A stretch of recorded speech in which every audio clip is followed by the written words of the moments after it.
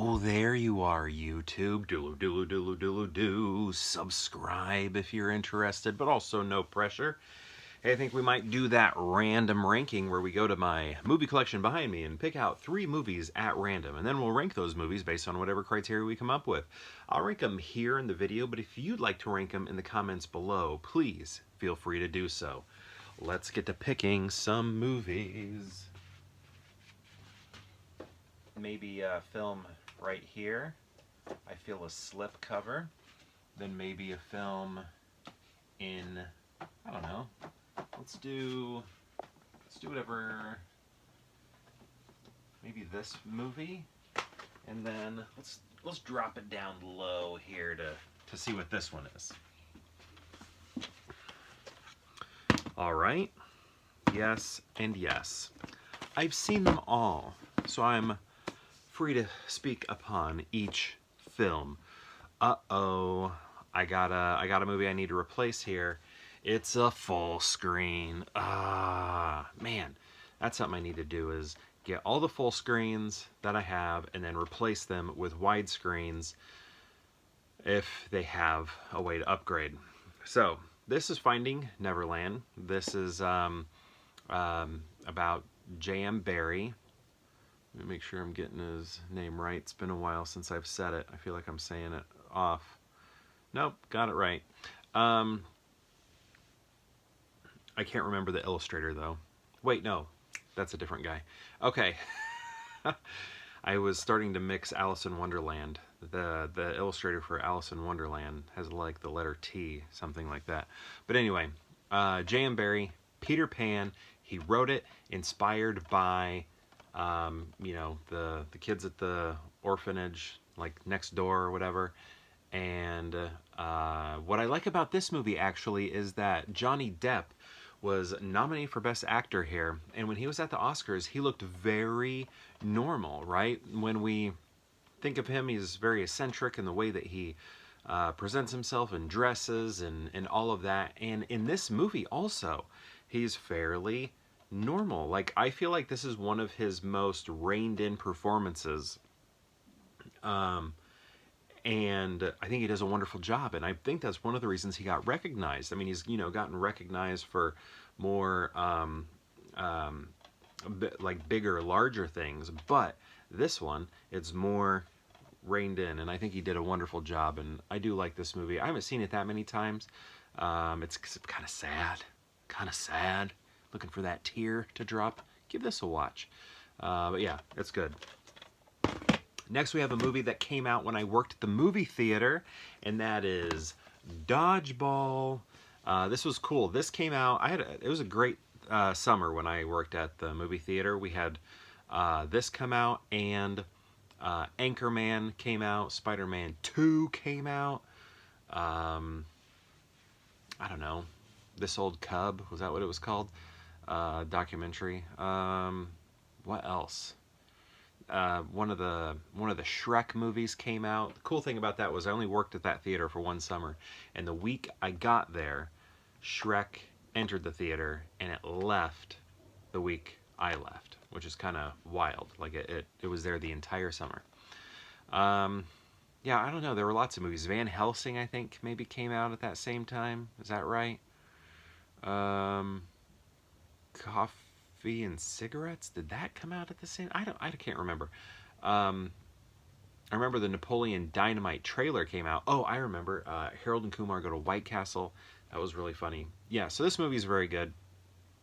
Everything about it, like that cast right there. Wait, where's Steve the Pirate? What?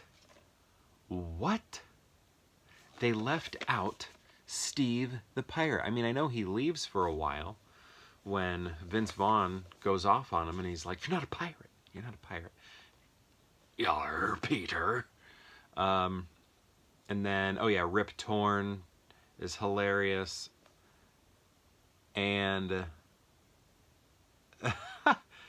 that's so funny. The character that plays Rip Torn, they have a fake review here. Oh, never mind. I thought it was a review. No, it's just his famous quote. If you can dodge a wrench, you can dodge a ball. And then, yeah, Ben Stiller's funny. Stay till the end. You know, funny if you watch the post-credit scene. Great movie. I'd like to rewatch that. It was very good. And look, it has an old school slipcover on it. Yep, good film. This is probably purchased in '04, '05, something like that. Next we have Survival of the Dead. Okay, so let me make sure I'm getting this right. Yeah, okay. So there's also Diary of the Dead and Survival of the Dead. So these are the later Romero Dead films. The forgotten ones. The ones that you've never seen or you've seen once and then you go back to the originals. Although Time Out New York says this is a bloody good time. And you know what? I kind of agree. I'm not saying this is better than Romero's early work, earlier, you know, the Dead films. All the Dead films before this, I think, are better. But this one's not as bad as... I feel like it deserves a better reputation, maybe is what I'm trying to say. This could have a better reputation. It's kind of funny. It's kind of silly. Makes you laugh a little bit.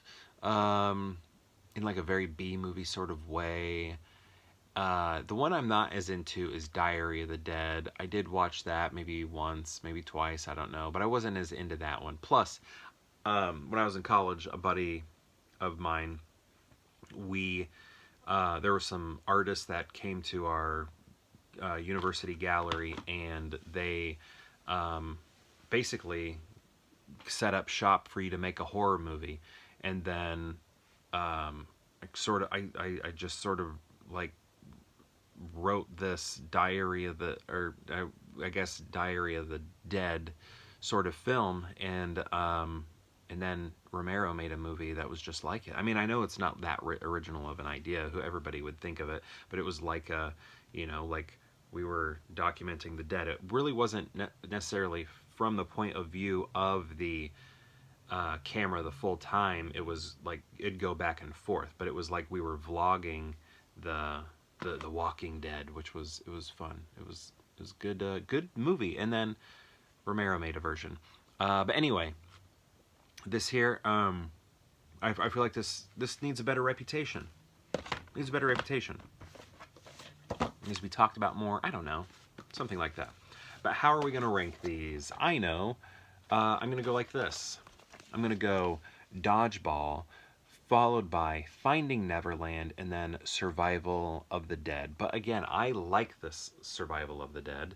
I think it's a worthy film in the franchise. I don't even know if it actually is a worthy film in the franchise, but it's kind of an enjoyable movie. But does it does feel very separate from the other ones.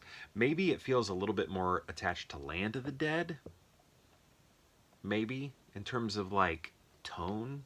It's like take Land of the Dead tone and then turn it into a extreme low budget movie, because Land of the Dead's kind of like studio film, you know, do something like that. But anyway, I'm gonna go Dodgeball, a true underdog story, then Finding Neverland, and then Survival of the Dead. But my question to you is, have you seen these movies?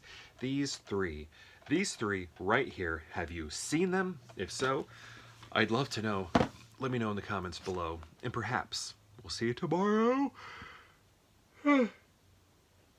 Perhaps we'll see you tomorrow for more Pure Hangout.